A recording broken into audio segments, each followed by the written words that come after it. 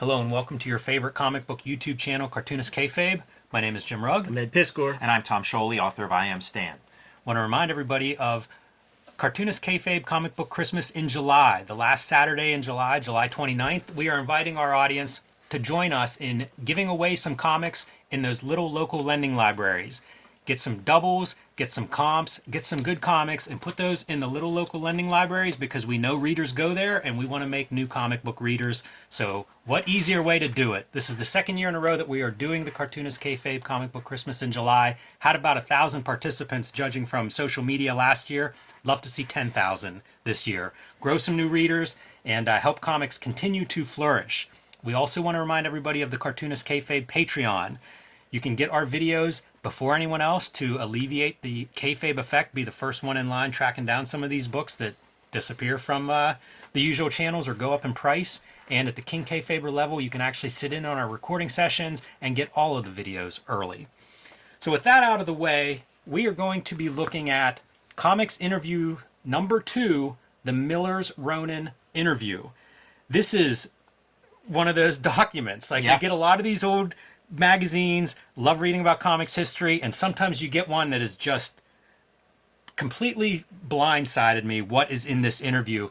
It is conducted before Ronin is published. At this point, I think 2 issues are penciled, so it's moving along. Beautiful. It's being solicited. Yeah. Exactly. And it's interesting how fast these things turn around. Even an oversized series like Ronin, published every 6 weeks, as you see here, beginning in April. At this point, like I said, I think there's 2 issues penciled is what the interviewers are referencing and what Miller's talking about.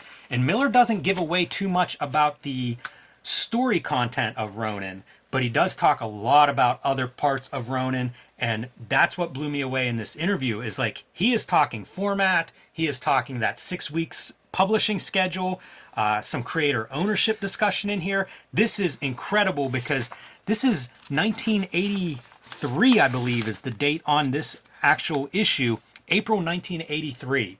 Way ahead of a lot of these topics that I think cartoonists continue not always to talk about to this very day, 40 years later. So let me ask you, like, is this a recent find for you? About a year ago. Okay. For years, for a decade, 15 years, the 3 of us have been engaged in conversation where the idea of the black line comes up with this like white glossy paper. This is my first time reading this. I love that Frank Miller notices that so young and is trying to solve that issue. And the issue is you cannot ink a comic the way you do on newsprint for the white glossy Baxter paper. You have to do other things because the black is so fucking overwhelming. It's right here. I found that when the paper is white, most of what comic book inking is no longer works. The heavy blacks and the bold outlines produce too slick a look for good paper. Mm-hmm. Yeah, it's right here. Mainstream comics has been failing at that for the past 30 years with the glossy paper and the computer color. They still do to this day. When we looked at All-Star Superman, and it would be sprinkled with ads for the Jobber comics, and you see it between the two. Man, you look at the page of the Quietly, you look at the fucking ad, and that is part 1 of what sucks about that kind of comic. Yeah, it's really, really an impressive article just for production and advancing that. Makes me wonder, like, who is Frank Miller talking to about these kinds of topics? Because like I said, we have this conversation our whole careers, and most people are like, what are you talking about? Yeah, you get a blank stare. Who's he talking to? He's at Upstart Studio. Yes, and we're going to see photos of that little whippersnapper. So he's got Simonson, he's got Jake in, maybe Jim Starlin's doing his thing over there. I picture some Neil Adams input here and there about production and commercial illustration. He went to Continuity Young. Absolutely. I think he got those it's not called Lone Wolf and Cub here because it hasn't been translated in English yet, so you have to be literal with it. But I think he was first exposed to it by way of Larry Hama. Yes. At Continuity. Talks about how Ronin comes about, and it's Jeanette Kahn, publisher of DC Comics, longtime publisher of DC Comics, president of DC Comics. I can't remember what her title was, but it was always the top person. Mm-hmm. Yeah. And I have so much respect for her coming out of this interview because it's forward thinking. He talks about taking a meeting with her and discussing not just story ideas, jumbled notes, as he says, for Ronin, but also talking about the other parts of it, the business, the format, And he gets those things. Yeah. You know, like he gets the better production, which means you can have Lynn Varley come on and paint the book. Right. But she's still proto. Like, she's still early. Like, it doesn't look very different than anything, really, in terms of, you know, there's more colors to play with. I want to recommend everybody check out the Dark Knight Returns documentary. It came with some Blu-ray, DVD, something like that. Of course, it's mostly about Dark Knight, but you have to get through Daredevil and Ronin to get to Dark Knight, and they actually speak with Jeanette Kahn to talk about the specifics of how this was possible. And, you know, he wanted freedom, he wanted some control, he wanted some ownership. She wanted to see how that's possible. She comes from the, you know, big five New York book publishers. So this is all stuff she's used to. Now she's in the ghetto of comics, seeing how stuff has been one way for so long, realizes that you can actually have some ownership, you know, provide some ownership and some better deals. And she described it as taking some risk. Like, she factored in a budget for risk taking in the hopes that innovation occurs and big things happen. That bore fruit. It wasn't this that bore him fruit, but it has over time. I'm sure there's so many of these in print at the moment. And ultimately, it will be a kind of a failure in the immediate future after this is out. Dude, he talks about pie in the sky. I would like for it to be collected into a single book someday. Like that was an impossibility, or just such a new idea. This episode is brought to you by the Cartoonist Kayfabe Patreon. 3 different levels of participation at our Patreon, but if you become a King Kayfaber, you get all of the videos before anybody else gets to see them, and it mitigates the kayfabe effect. You get first dibs on the things that we talk about, plus you have access to the live stream recording sessions where we record a week's worth of videos, giving you even more exclusive access before anybody else. Ultimately, the videos are brought to you by the books that we make, and we have a big year in 2023. The Hip Hop Family Tree Omnibus is coming to you in time for the holiday season. 504 pages of comics in here, which represents the 4 volumes of Hip Hop Family Tree, plus 140 pages of comics and material that are not in those first 4 volumes of Hip Hop Family Tree. X-Men Grand Design Trilogy collects all of my X-Men Grand Design work in one handy dandy trade paperback. Some of that is out of print at the moment. The current focus is Red Room Crypto Killers. Issue number 3 is forthcoming and is going to be a hotkey because it is establishing a version of the characters that I'm exploring in my daily comic strip, which will be serializing on my Patreon to start at the link in the description below.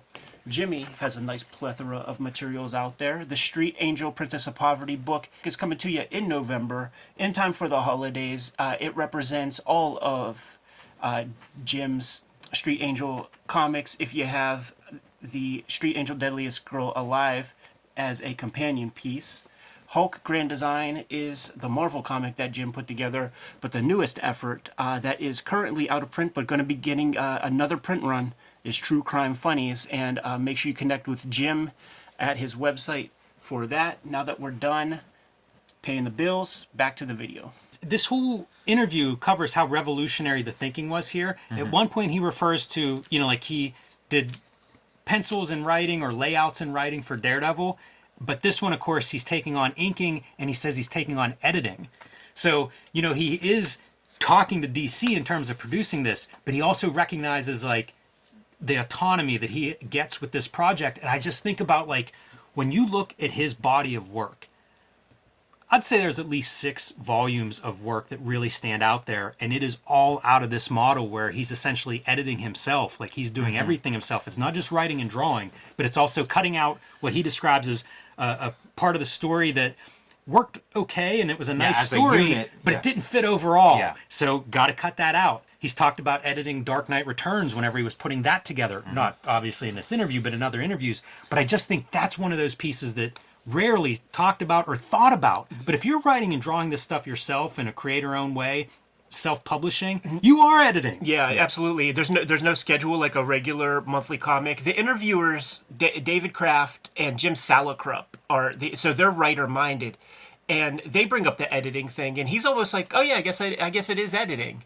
And this is such a new kind of comics making that he has to, like, cogently explain the process. So like these dudes are like, yeah, but what if there's a sequence that you realize it just doesn't quite work? And he's like, I change it, and I make something better, which is impossible to do on a monthly schedule. It's like, get it out, hope you get it right the next time. Look at this kid. Yeah, lanky Frank. Yeah, 25, 26 years old at this point. You get to see some of his pencils here. And he's so fun because he talks about some of the more craft side of things, like doing the inking himself and how he's kind of learning that part as he goes along. Yeah. Even trying to be expressive in his borders and doing the word balloons himself is part of the expressiveness of the art and the line. Yeah, I think it's one of the John Costanza, one of those guys is the letterer, and he wants a kind of a aesthetic to the word balloons and the panel borders, and he's like, I just would not do that to a letterer to require him to and he cites the old like Bat Lash comics were the inspiration for like a jagged kind of panel border. I googled that to see what that was, man, and yeah, it's almost like the Filipinos from the Alex Ninos and stuff, they would have that, but by citing Bat Lash, he's talking Nick Cardy and Joe Kubert, and he's like predominant, these guys who do a lot of drawing in the ink, and that's what he's interested in with this piece, doing a lot of drawing with pen. You know what, going back to Lynn Varley for a minute, I don't know her background, but Miller says here, Lynn Varley has an understanding of better reproduction and imagination and expertise with color that makes her contribution a crucial part of the project. I wonder what that understanding of better reproduction is, because you're probably not getting that if you're just a comics colorist. Right, we're talking lithography, we're talking like, real high-end G-clay art prints and stuff like that. Yeah. How closely do you work with the colorist and letterer? Are you editing Ronin too? Like you were saying, Ed, these guys, this is such new, it feels like it's new language to just talk about making comic books this way. Right. Gives Dick Giordano a lot of credit for, kind of being his editor, but also helping him along with like learning inking. That would be the guy, huh? Yeah. It's wild to think of how much he is doing at this young, as you say, lanky Frank here at a young age, like so ambitious. Yeah. I feel such a debt to what he does at this age, because it's not a ton of clout. This isn't post Dark Knight when you can probably name your price and do whatever you want. This is him really pushing the borders back of like, let's get ambitious here. Daredevil was the number 2 book at Marvel at the time, with X-Men being a close number 1. So there's some clout, and because everybody they knew what Daredevil was. You took this fucking totally, silly Batman wannabe comic, and he elevated it to become number 2.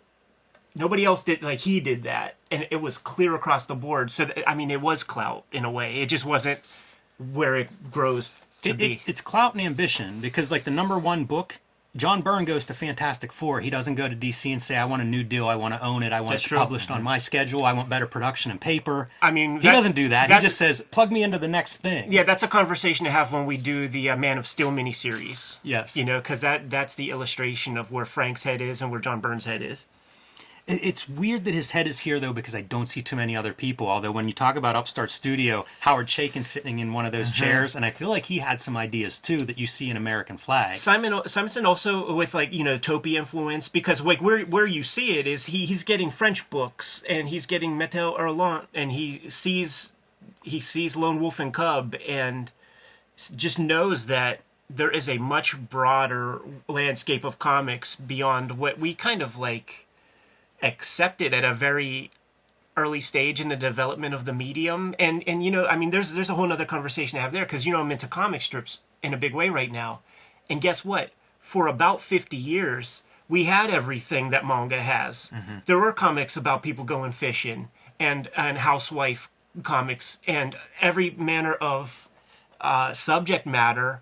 It all just kind of went away, but we had it, and we lost it. So he's interested in comics where all that stuff is still going on and thriving.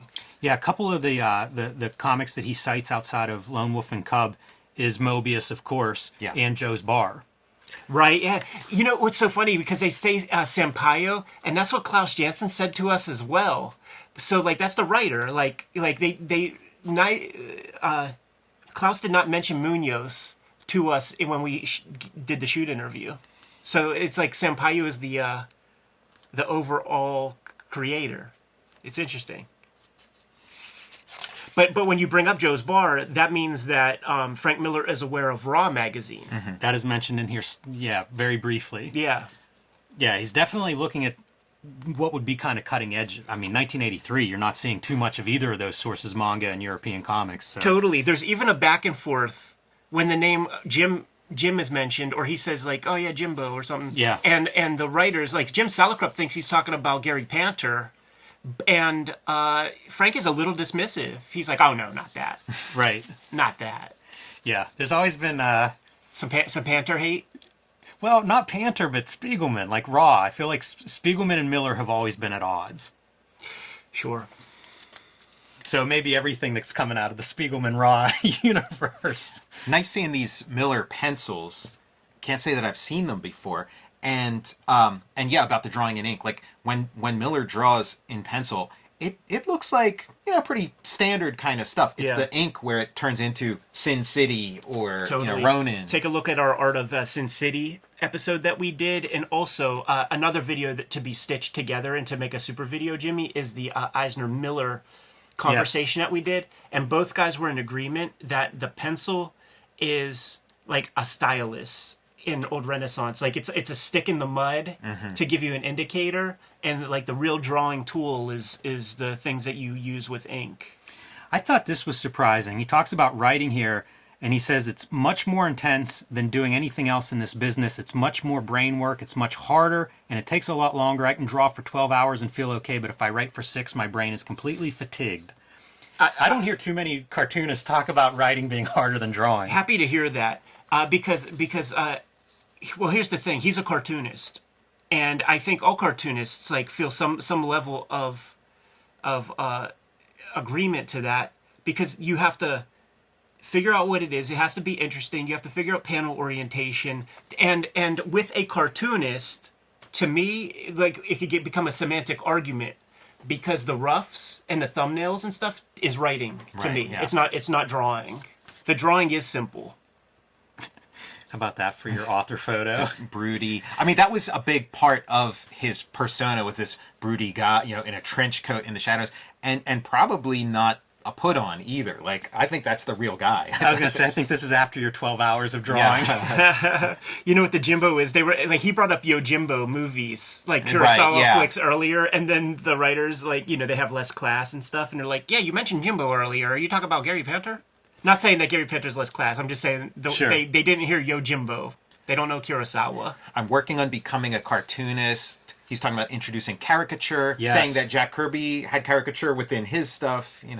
Yeah, this whole section is about that, and the idea of like editorial cartoons. He says, I'm not talking about Bigfoot cartoons here. I'm talking about political work and that kind of caricature. And if you look at like that Words and Pictures newsletter that they put together, there's a lot of editorial style comics by Miller in that. Yes. Sienkiewicz too. I don't know why that stuff is not a bigger deal, because it's fantastic cartooning. Yeah. I can't believe it's not even collected, because there's a lot of work in there, and you guys can see it all at Tom Brevert's website. He has the entire run of that series posted there. We've done a video on it, but you get to see Miller really exploring it in the 80s. You see his work go in that direction. Like, he's really laying out a lot of where he's going to go over the next several decades in this interview. Mm-hmm. Man, I would go so far if it's credited as pencils, but even this is writing to me. Yeah. Like it's not the drawing part yet. I wonder if there's one more step beneath this of like a layout writing version, kind of like what he's doing with Daredevil. When they talk, because there's a fair amount of Daredevil talk in this interview, as you would expect, and he kind of talks about doing layouts and Klaus doing the finished art. And I wonder, like, is there another step? Is he writing, and is his writing process drawing? Yeah, I don't think it is, because he is a typewriter guy, and like I seem to remember reading something where he basically writes movie scripts for himself to illustrate. So it's each iteration where like you or I might like do like little thumbnail things and maybe Marvel method ourselves a bit and kind of think out the last little bits on the page. I'm actually not so sure that he did that. Yeah, that may be something that he does in that editing stage when he talks about redoing a section or something. Right. It could be like from this stage where, oh, I've got a better way, and you redo, something at this stage. He also talks about, like, I don't want to become a personality. I don't think cartoonists should get in front of a camera that's the and biggest talk about joke. their work. And he's the guy. Like, right. And totally us as a cartoonist kayfabe. Sure. Oh, sure. Yeah. Yeah. I mean, yeah. And I could offer a counter argument to what he's arguing here, and I think he could too. It's a different age. Yeah. It's a total different times, place, age. There were way more opportunities like this to kind of get your word across and to promote your stuff. And bad comics were selling 300,000. Like, we have a different age. And the thing is, there are less gatekeepers and you could create your own platforms. It's just like, it would be foolish to not do like literally exactly what we're doing. Yeah, if Jack Kirby had the option to set up a little camera and talk about his comics, he'd do it. Yeah. This is a neat part. This is Salakrup asking or saying, not only are you acting as editor, artist, and writer on Ronin, the whole creative side, but you're also taking care of the business side too. How do you handle all that? And probably one of the few interviews I've seen where the guys are really talking business. And, he says not as well as he should, and, he's lost a lot of work time, but it's a necessity. His word, it's a necessity right now because of the changing state of the industry. And I still think, like, why didn't everybody follow this example? Ronin maybe wasn't the biggest hit. And that's it. He was Custer. And he got filled with arrows pretty early. And it took a Batman book to put it over the top. And it's never talked about, but I talked with several people from DC, like off the record, people who knew. That project came under duress. Like, he had financial pressures that made that a necessity for him to do. So, like, that's the thing. Like, this, he took arrows for this. And I'm going to get it for Ronin. And he did. He got it. He says that a couple of times, which is interesting because it makes me wonder, like, what kind of negative stuff was he getting in 1983 with just violence. Daredevil? Yeah, all the violence in Daredevil would be But a couple times he says that in this interview. Like, he pushes the costumes. He's probably going to get some, negative feedback for that. Gary Groth and the guys at the Journal, like, every issue... It's so funny how it worked because, like, they interviewed him several times while he's on Daredevil and he got the cover feature. But, like, the other issues, maybe even within those issues also, they would, like, lean on the violence. Like we look at it as nothing now. Yeah, but the graphic violence was it was the talking point. It's become like just the baseline at this point, and he does get it from Kim Thompson. We read Kim Thompson's review of Ronin. It's amazing. It's one of the greatest critical reviews I've ever seen. It basically lays out his whole career too, from reading issue 1 of Ronin. Yeah, I mean, what I didn't like though is he was critiquing Ronin for things that Frank Miller hasn't done yet. You know what I mean? It's like he had a time. It's true about all that other stuff, but it's not true of Ronin. What he was saying, We'll handle all of that, man. And this inspires me. Like, this is issue 2 of Comics Interview. I got hold of at least digital versions of every issue of this, of Amazing Heroes. We got the keys to the castle with Comics Journal. Like, I got a big digital with that. They gave us passwords and stuff so that we could get hold of that. Maybe on our Sunday videos, we begin to oscillate where it's like a wizard, a Comics Interview, an Amazing Heroes. Yeah. And do 3 or 4 comics magazines like each Sunday to have like a big broad conversation. Because I don't like Comics Interview completely because, like, certainly later when it's less David Allen Kraft and stuff. The interviews are fanboy people talking, and it's a bad use of Frank Miller's time during the Dark Knight one and shit. But we've done a couple of these, and as historical documents, the conversations that we have around this crazy period, it's good to get that shit on the record. I want to do a little bit more on this business stuff because there's some really fascinating ideas here for 1983, even for today's world, 40 years later. He suggests that these changes that are making in the industry, they'll be good for everybody, publishers and freelancers. Everybody is going to win if things go the way they should. If the companies can learn to give up enough to make it worth our while, and if the freelancers can learn to value their own work enough to demand rights that are theirs the moment they do the work. This is current conversations, is it not? He talks about it in this. There's like this childishness or whatever. Let me keep going, Tom. Unfortunately, there's still sizable resistance, even among writers and artists, which we saw a lot in the early days of Image Comics. Yeah. We've all been treated like children for so long that it feels to some like they're attacking mommy when they say, no, this is mine about copyright or whatever. This is like foundational to making this work as a freelancer, right? Totally. If you write novels, whatever creative industry you work in, this is almost the only one where it's exploited to this extent. And in 1983, one of the front guys in the industry is bringing up these issues, is finding alternatives to those kinds of like work for hire models that really hurt a freelancer. And yet we never see major change. I heard so many times about various publisher contracts at Heroes this year and how unfavorable they are. Right. And it's 40 years later. Yeah. Like, why do we not learn those lessons and apply them? And the interesting thing about this too is that he was not, everything he says about business, like, it's correct. Like, if it becomes a movie, any of that kind of stuff, do you get participate? He's like, yes, some. Yeah, that's interesting. Ronin is still a DC comic. It'll probably always be a DC comic. It's probably the same strictures that were applied to the Watchmen deal, where, if we keep it in print, like it's our thing. So it wasn't a perfect deal. Like, it had some cool stuff to it, like whatever that thing is that he's working on now, like that's called Ronin, like that could be a different publisher and he could prosper from it. Whatever weird language or verbal gymnastics had to be played, like he accomplished that, but it wasn't like such a perfect deal. And this is the stuff that we talk about all the time, like when we bring up the job guys and things like that, because that, unfortunately, that's the deal. Like this is something we all wanted to do growing up and we're excited to participate. So when these guys get a job and we were at dinner once, man, in Texas, when we were with a cartoonist who was with a guy who told a big publisher that he would take a pay cut if they would let him stay right in that book. These are the people who are in your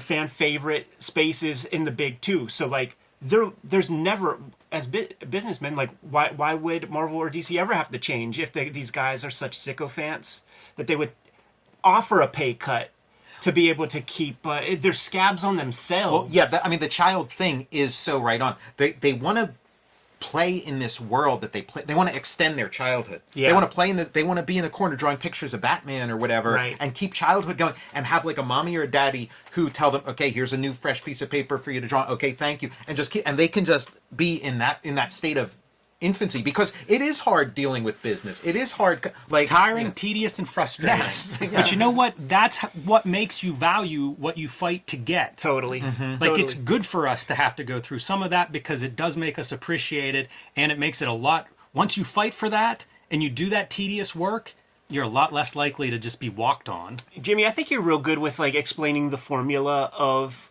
publish a book, you have a price point, and how that divvies up once it hits profit stage. Can you explain to the people like that kind of third, a third, and a third kind of royalty system? Like, how, do you know what I'm talking about?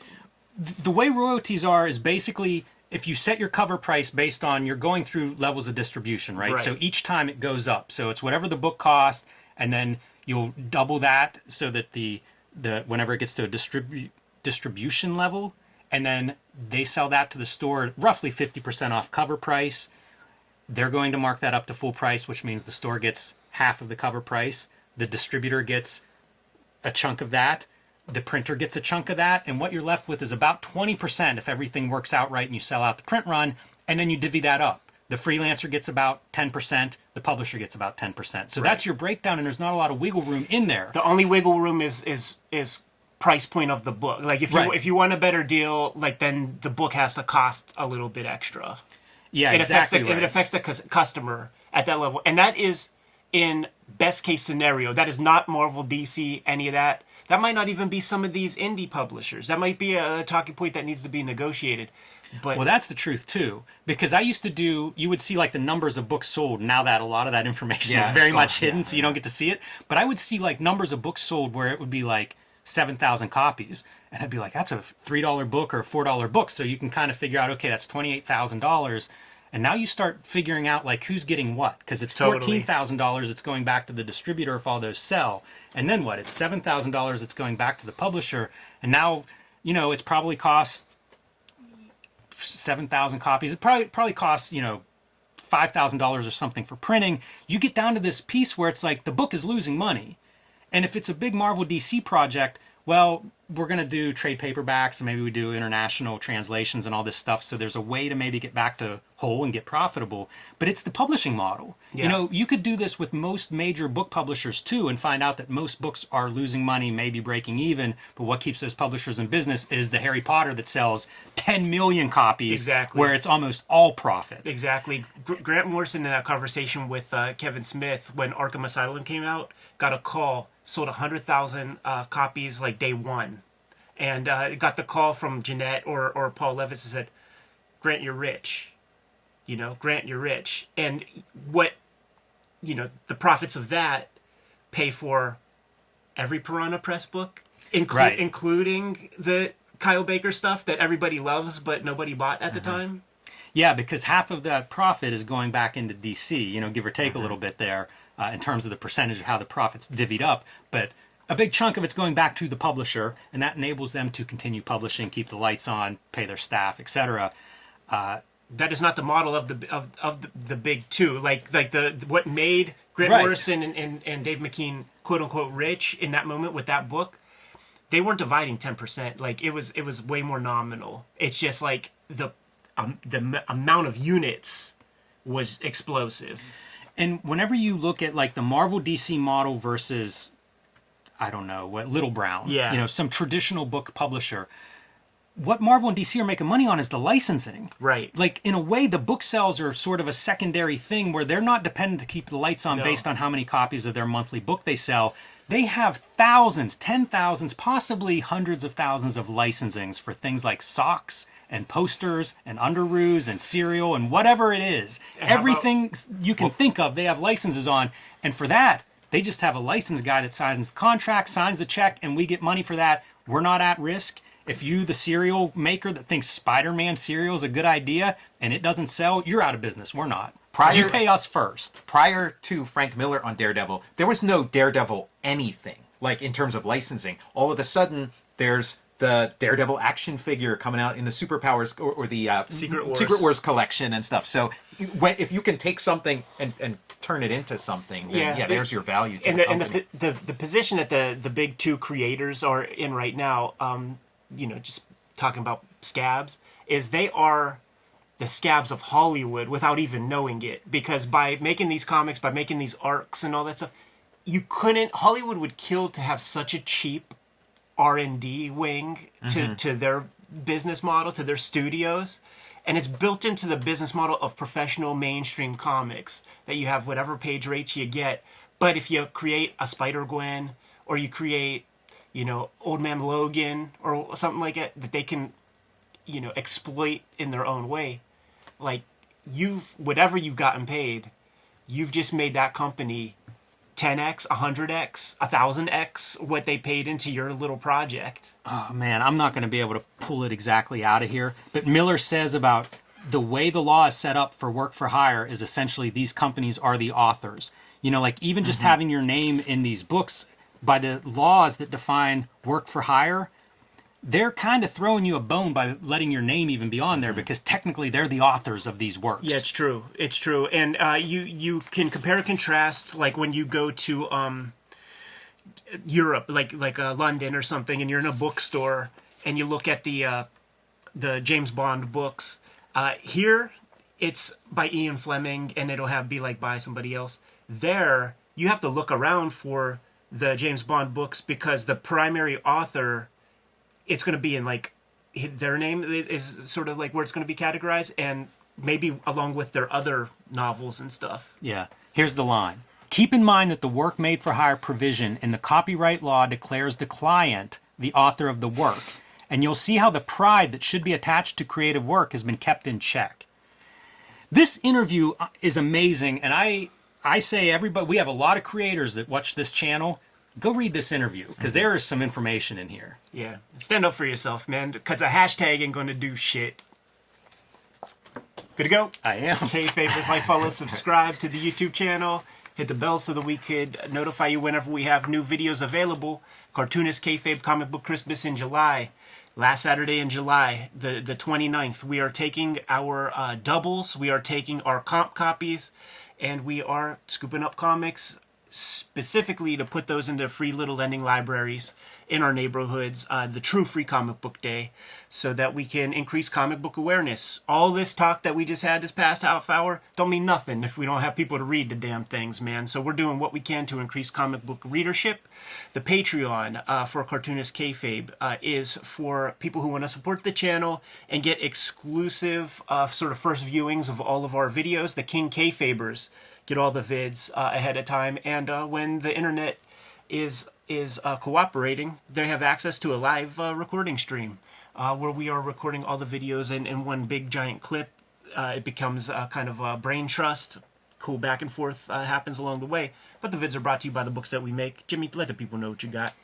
I have Hulk Grand Design in a fluorescent green treasury size edition, one of my favorite books I've ever made. The Plain Jane's also available, young adult graphic novel. My next release is Street Angel Princess of Poverty, coming this fall from Image Comics. It is the second Street Angel book from Image Comics after Deadliest Girl Alive, which is back in print in a second print in case you missed it. These two books together will be the perfect set on your bookshelf, collecting all of the Street Angel comics that I have made.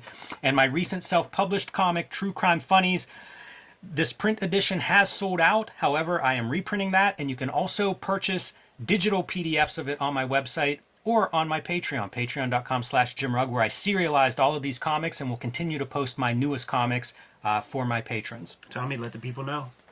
Ask your local comics retailer to reserve a copy of Jack Kirby's Star Warriors, starring Adam Starr and the Solar Legion, which is coming out in September from Image Comics. I've taken a lost Jack Kirby classic, the first thing he signed as Jack Kirby, and I've recontextualized it, redrawn it, recolored it, and present it to a modern audience. I also have I Am Stan, a graphic biography of the legendary Stan Lee, coming soon from 10 Speed Publishing. And also Jack Kirby, The Epic Life of the King of Comics, is back in softcover this time. And please watch my YouTube channel, The Total Recall Show. Yeah, watch it after you watch your episode of Cartoonist Kayfabe. Hip Hop Family Tree Omnibus is coming out in time for the holidays. 504 pages, 140 pages of material that is not in those first four flexi-bound editions that came out. It's a 10-year anniversary of Hip Hop Family Tree, 50th anniversary of hip-hop culture. Support the book. I'd appreciate it in a big way. Not the only holiday effort coming out. The X-Men Grand Design Trilogy trade paperback is forthcoming, collecting all of the Grand Design work that I put together. Some of that's out of print right now, so that'll be an opportunity for you to get that. Red Room is the current focus. 2 trade paperbacks of Red Room out there. Crypto Killers is my latest season. 2 issues, as you can see, are out in the wild right now. The third is going to have a backup feature that will sort of give you a little glance at a version of the characters that I'm exploring in my daily strip that I'm going to start serializing within the next couple of weeks on my Patreon for now. Put it out in the wider universe like in the future. But we got a lot of stuff going on. Not the only way you could support the channel. Jimmy, let them know. Subscribe to the Cartoonist Kayfabe e-newsletter at the links below this video. You can also find Cartoonist Kayfabe t-shirts, hats, mugs, stickers, and more at our spread shop. That link is also under this video. All great ways to support the channel. Give them those marching orders and we'll be on our way. Make more comics.